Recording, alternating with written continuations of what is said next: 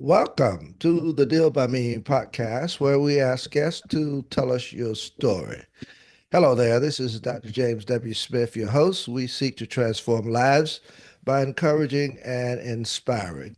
So, when you listen to any of the Deal by Me podcasts, please support this podcast with a donation or a monthly recurring amount for as little as $3. If you're viewing any of the podcasts on YouTube, please subscribe.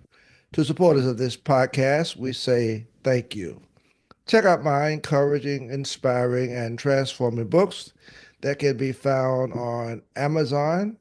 I'm available for speaking engagements, in person, and virtual seminars. So please contact me by Facebook, X, and or LinkedIn. I have with me today uh, Reginald D. Sherman, who is a motivational, inspirational podcaster, and he shares how guests have found their gifts and purpose. And so I'm just grateful to have Reginald come and share with us today. I'm certain that you will enjoy what he has to say. So, Reginald, would you just tell us a little bit uh, about yourself and where you are located? Okay, Dr. Smith, first of all, thank you so much for having me on your show. I'm very honored to be here this morning. Um, Basically, I grew up in Greenville, South Carolina. I lived there for most of my life. Hmm. Um, Came from a very religious family, pastors, preachers, all of that. And my grandfather, he built his own churches Hmm. and things like that. So I came from a very religious family. I ended up, I was out of 11 siblings, my mom's siblings, I was the only one born out of wedlock. Okay. So it kind of was a little different for me in the way some of my family members looked at it, let me put it that way. Okay. They kind of said that I'll never amount to anything because I was born out of wedlock. So Uh, that journey was kind of tough growing up. Well, Reginald, I want you to know that you're talking with somebody who's had similar experience. I'm an only child to a single mom. So we kind of identify a lot. I just don't have any additional siblings. Never knew who my father was. So I can identify with where you're coming from today, and I'm just grateful to have you come and share uh, with this uh, podcast because listeners are always interested in other folks' story, and especially when they have something that they can share uh, that will be a benefit to them. So, would you tell us a little bit about what you do and why you're doing it? Yes, you know, I've always been inspired to build people up because basically, like I said, where I came from, Mhm. you know, being in a struggle with a single parent, mama working three jobs and going to college and me and my little sister having to fend for ourselves and things like that to help, help Mhm. ends meet. And I had to work a job at 13 years old with Burger King. That was my job, man. I had to help get pay bills so we can have food I, on the table. I got you. But yeah, all my life I was mentored by my grandfather, who was a Uh-huh. pastor. And he pretty much took the wings of a father figure to me, which I think that was the best thing that happened to me, Hmm. outside of my biological father being in my Okay. life at that time. So, growing up, I always knew that was a call on my life. I just didn't know which direction to, go with it. Hmm. I knew that God was calling me into the ministry. I had, I think back in 2004, I had these three dreams and they was woke me up at 3 o'clock in the morning, 3 nights straight. Mm. And the dream was I heard myself speaking, but I saw a church Mm. and then I saw a bunch of people outside of the church in this field. Mm. And I dreamed that 3 nights straight. And then on that third night, I woke up and I told God, I vowed to him that I would go and I would go, teach your word, Hmm. Hmm. but the biggest thing, the challenge I had is I came from a bunch of pastors and things like that. My uncles, my grandfather, everybody, and everybody's all of a sudden labeling me saying, "You're gonna be a pastor." Right, right. And I had to toy with that because that really wasn't my ultimate call. I got you. I got you. I got you.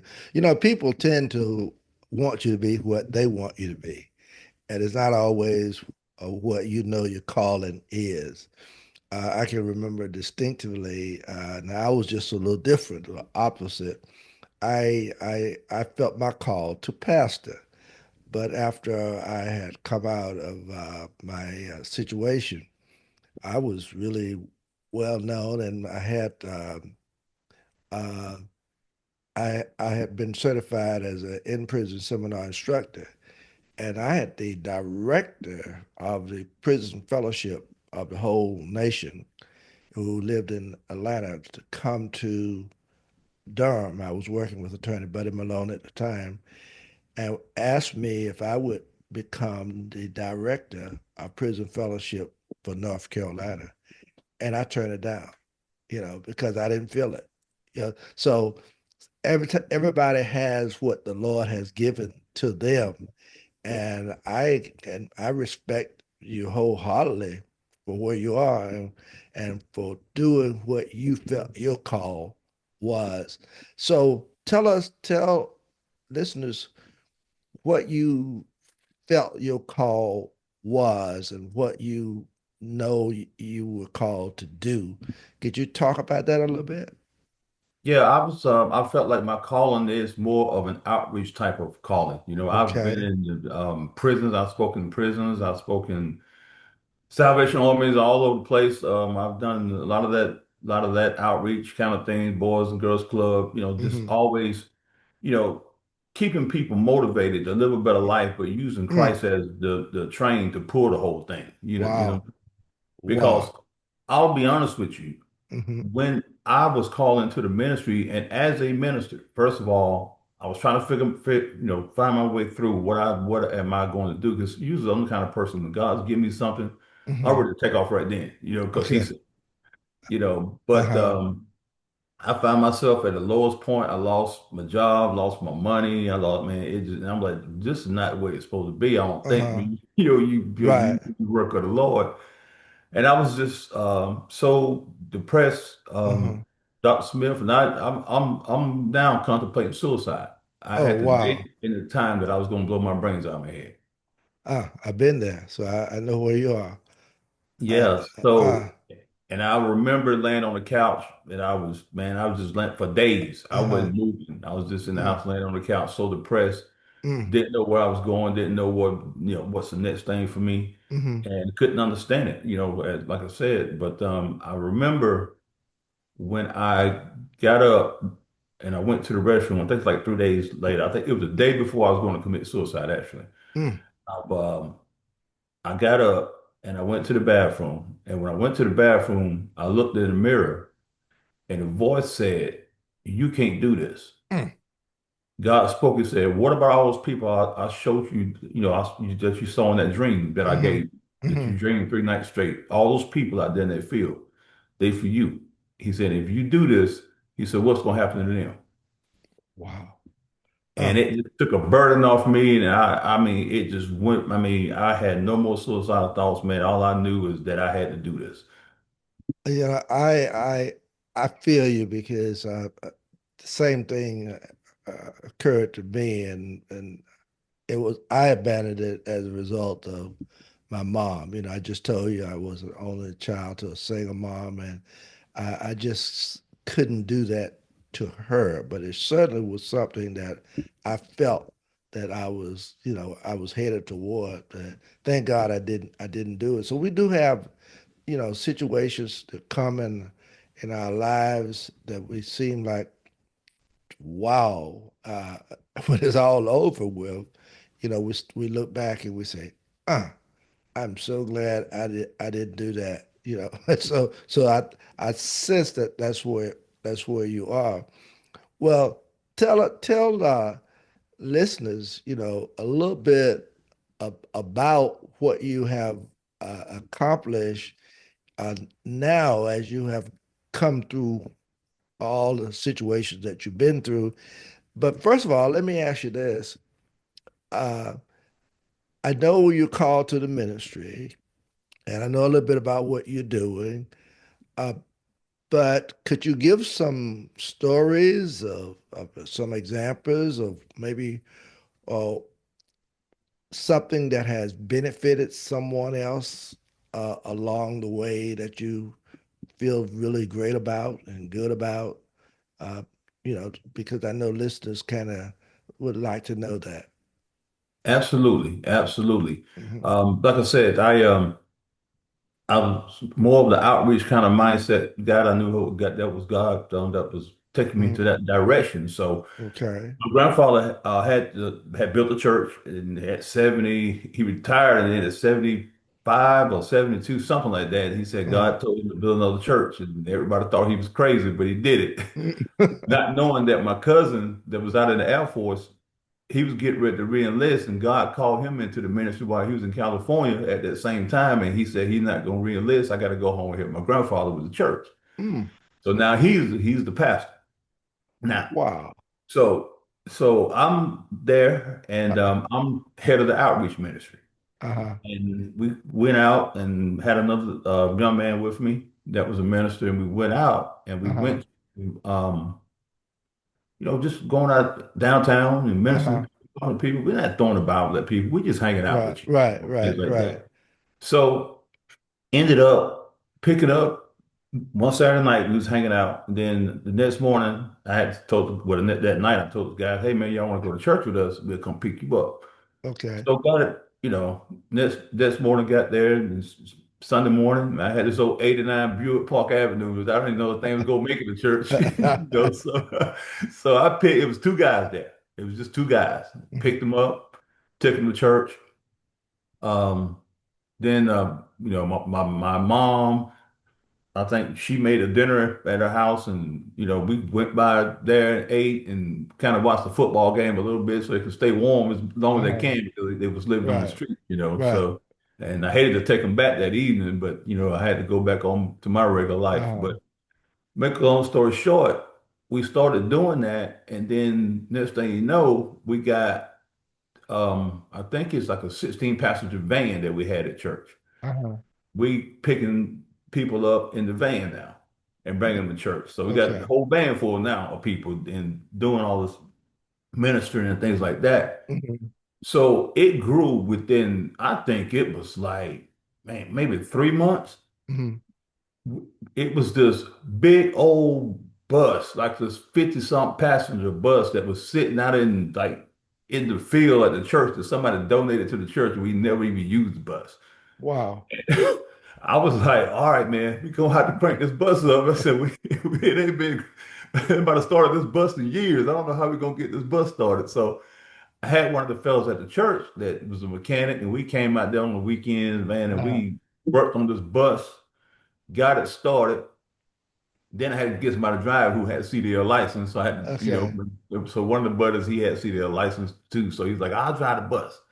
Now, I don't know if the bus had insurance on it or not. I don't, I Uh, don't know what was going on with it, but we drove the bus downtown, and man. We came with bus loads of people mm. from different places, the streets. So all just been, down on their luck in life. Uh-huh. The biggest thing I think of this whole story is we were um, picking up some guys from this, I think, transitional housing. They was in this Okay. old hotel where they came out of prison or whatever the case may Uh, be, or uh-huh. out of addiction. And Okay. then they was in this old motel. It used Uh-huh. to be a truck motel back in the day when I was a little boy. And we get them and we'd go to church, take them to church. And next thing we was talking to them and we'll take them Uh-huh. out to eat at the church. We was ministering to them and say, hey man, I know you trying to transition, Uh-huh. things like that. I said, but man, you can do better than this, man. You can do better than this if you're Uh-huh. ready. You saying you're ready, but you can do Right. better because the money that they were paying, Uh-huh. you can go get your own apartment. They didn't have like ovens and stoves and nothing in that building. They had little grills outside. They had to fend for themselves. Uh-huh. But make a long story short, you know, they had to go to a class on Sunday mornings before they could be released to go to church with us or wherever Mm-hmm. they wanted to Mm-hmm. go. These young men, I call them young men, Mm-hmm. next thing you know, we started getting calls like, you know, man, I'm going back home to my family. I'm going back home to my wife. I'm going back Okay. home. And I was having random wives call me that I never met the wives. And they was like, Minister Sherman, man, thank you so much. I don't know what you did to my husband, but he's back home and he's doing great. He's a changed man and he's this and that and the other. And that was a bit difference maker. We was pouring life into them and it was going to get their life back that they had thought they lost. Mm-hmm. On the flip side, that organization changed their classes on Sundays to the Mm-hmm. time our church service started. Okay. So now they can't go because they got to go to this class. Mm. So I said, okay, they're fighting this change that's happening. And they're Mm-hmm. losing money, Right, because right, right. everybody leaving and going on with their lives. And I went and told my pastor, which is my cousin, I said, hey man, I said, the organization, and I won't call them out, out loud, but I said the organization, they changed their class times to our church time. I said, now I can't pick up the guys. And he said, well, he said, now keep in mind, this is about, at that point, I think it's probably like 500 or 600 people, congregation church. Mm-hmm. He said, well, we're going to change our church times, you know. And he changed the church times to after they got out of their class time. So we was able to go get them anyway. He upset. Wow. Yes, he changed everything for like 500 people, just because of Uh, 50 people. wow, wow. Yeah, That was it. That's interesting. Let yeah. let let me share just tell you this. I've been enjoying talking with you because actually your story uh dovetails with my story so much. My grandfather was a minister who also built a church. So that when you said that, I said, "Oh my God, I can't, this is hard to believe." So, but it things just happen in our lives, and I want to ask you this, and then I want to give you the opportunity to tell listeners, you know, how they can get more information on you and what have you. But let me ask you this: was there anything particularly in your life that happened to you that really inspired you or pushed you or motivated you to do what you're doing? I think a lot of things have. I think the biggest thing, I'll be honest with you, I think the biggest thing is two things. Hmm. It's when some of my family members said that I never amount to anything. That stuck with me. And I was like Okay. 9 years old when he did me like that, right? I heard Okay. it. Okay. It stuck with me. Okay. And then my father not being in my life. Now, keep in mind, my mom and dad reunited when I was like 30 years old. Oh, okay. They've been married ever since. And I'm 53 now. So Oh, uh wow. That's interesting. Okay. yeah, yeah. So they reunited, and I still had to fight that part of it because at that point I'm already grown and doing my thing, and I got you. I got things you. like that. I had to do that. Hmm. Forgiveness. I had to do that. But Hmm. just those two things. Family members saying that about me, and then my dad not being in my life. So I'm at the point that I'm sitting here Hmm. with with my single mom breaking her back, my little Hmm. sister, Hmm. and I had to understand my moment. Okay. I wasn't like a regular kid when I'm outside playing basketball. I'm out here doing this. I'm at Burger King on the fire station at 13 years old. And I begged my mom to sign a waiver so I can work because I wasn't even old enough to work. Hmm. And and it was my moment I had to deal with. So I had to once I understood my moment, I said, hey, this is it, man. You Okay. either get this thing done or you're gonna fall, you're gonna fail. And when Okay. you fail, you're Oh, gonna fail everybody. So I Wow. think, I was saying, with the naysayers and what people were saying about me, I said, I cannot make them look at me one day and say, I told you so. I like that. I like Yeah, that. that was my Uh, biggest thing. I said, they're not gonna be able to say that I'm not gonna mount anything and say, I told you so. That's gonna I happen. I love that. Reginald, uh, what you said is really powerful, and I think listeners really need to kind of feel that.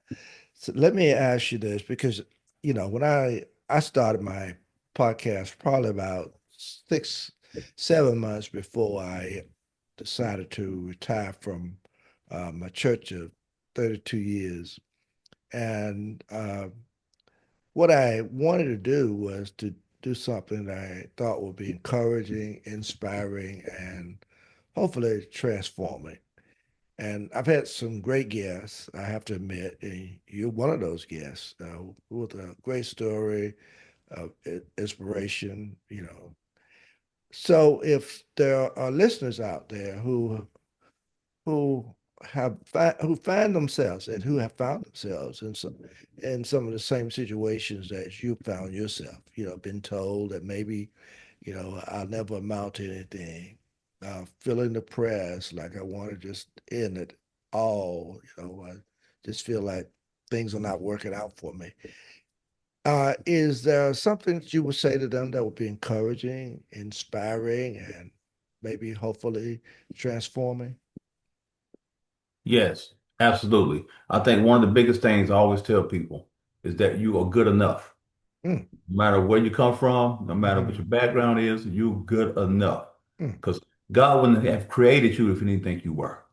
Wow. You still wouldn't be here if He didn't think you were. You still Mm, wouldn't be alive, waking up every day if you didn't have purpose inside of you. wow. If it was done, you wouldn't be here. Mm, You know, you got to understand, you got to have patience when it comes to God. You got to deal with every moment in your life. It's how you handle your moments is what's going to determine your outcome mm, when it's all said and done. And you have to trust God, you have to believe God, but you also got to believe in yourself mm, because He know you can pull it off. A lot of people asking, going through situations, they be like, "Where's God? Where's God at? Where is He at? I can't hear Him. I don't see Him." He just wait. He at the finish line waiting on you. He know you mm, got. He said, you can pull it off. He know what He built. mm, He know what He built. mm, He's mm. just waiting on you to pull it off. I love it. I love it. You have to have the patience, Mm, with God. And mhm, I'm gonna say this. Keep in mind, I told you I had the dream in 2004, mhm, right? About the people outside of the church, and then seeing the church itself. mhm, 2022, me and my wife came from church, and she came in the house. She said, "Stand up against the wall. I got to take a picture of you." And I was like, "Well, what was that for?" She said, "You're gonna start a podcast." And I didn't even know what podcast was. I wasn't in it and all that kind mhm, of stuff. mhm, So, starting, 2022 up to now, which is 2025, it's ranked Apple Podcasts in the top 200 shows in 109 countries mm. up to this date. I love it. I love Now, when all of this took off like this, I was like, wait a minute, I see it now. it. Mhm. In 109 countries, that's a lot of people in it. Yep. Whole lot of That was folk. those people outside of that church God was showing me in that dream. Wow. I He love was it. showing me the church to let me know, dang, where you're supposed to go. Wow. Those people out there is where you're supposed to be. I And love it. I connect that to 109 countries, people in 109 countries that's Mm. listening to it now. It We. took since 2004 for me to get it, but I got you. always if you keep the pace and stay the course, he'll take you to where you need to Oh, be. oh, I love it. I love it. I love it. I love it. Listeners, hang on. Don't go into place. I'm talking to Reginald Sherman, who, I mean, is giving us some awesome uh, information. But I want to take this time to ask Reginald if listeners would like to learn more about you, how they get listen to your podcast or any other thing that you're doing that you want to share. Would you take that time now and share it with listeners of this podcast? Absolutely, Dr. Smith. Absolutely. Well, you can go to Real Talk with Reginald D. You can type that in and it'll pop up, on social medias on Facebook, Instagram, TikTok, YouTube. Podcast available on all podcast networks. Wherever you like to listen to your podcast, it's available there. What's next for me is I want to do more getting into the motivational side of speaking things, more time in doing that. Um, for different situations, different people in need or whatever, encouraging people and go around and doing that. I think that's the next thing for me to start doing, Mm-hmm. and I'm kind of excited about putting all that together. Wow, wow. You're excited. You're excited. I love what you do. Motivating individuals is that's always powerful when you can inspire somebody and you can help somebody get from where uh, they are to where they need to be. And Yes, sir. I love that. Um, so what do you hope people will take from uh, what you have offered today? Is there anything you hope listeners will take from this? Yes, I hope they will take away, like I said earlier, that they're good enough. And the biggest thing, what how people fail is this is simple. They quit. You Mm, know, mm, don't quit. It's you in it, you in it, you in it, you in it. That's it. You can't mm, quit. You can't let life, mhm, handle you. You got to handle life. Unfortunately, mm, some lives mm, are a little tougher than others, mm, but mhm, you built for it. At the end of the day, you built for it. I love it. And just stay, keep the faith, man. Just keep the faith, and God got you. When At, God lets you down, you call me. mm, at, 'Cause I don't know that one person God uh, let down yet. at the end of the day, you built for it. That's not, that's a good tagline. At the end of the day, you're built for it. I love it. I love it. Uh, you know, Yes. uh, well, I just want you to know that you've been a awesome guest. And I want to give you the opportunity to just say, is there anything else you'd like to share with listeners of the podcast before I let you go? Yeah, one thing comes to my mind, thinking about Paul in the Bible when he was going through his journey. Hmm. And this is one of the sermons that changed my life. My cousin preached. I heard a lot of sermons growing up. It's two that really changed my life. Hmm. And it said, God told Paul after he'd been shipwrecked, been bitten by a snake, all the stuff that happened to him. He said, be of good courage, you must see Rome, right? Even though Hmm. Paul was out there saying, I ain't gonna make it, it's Hmm. too tough for me. Hmm. He said, Hmm. you must see Rome. Hmm. So what I'm saying to everybody on here that's listening today, you got a Rome in your life you got to get to. You got a Hmm. destiny you got to get Wow. to.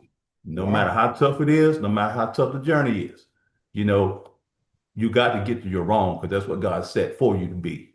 So Mm. don't give up. Just keep pushing because you got your own Rome to get to. I love it. I love it. I love it. Wow. Well, I tell you that it's good to have you, Reginald. And uh, there you have it. Reginald D. Sherman sharing with us today. And until next time, peace and blessings be with each of you.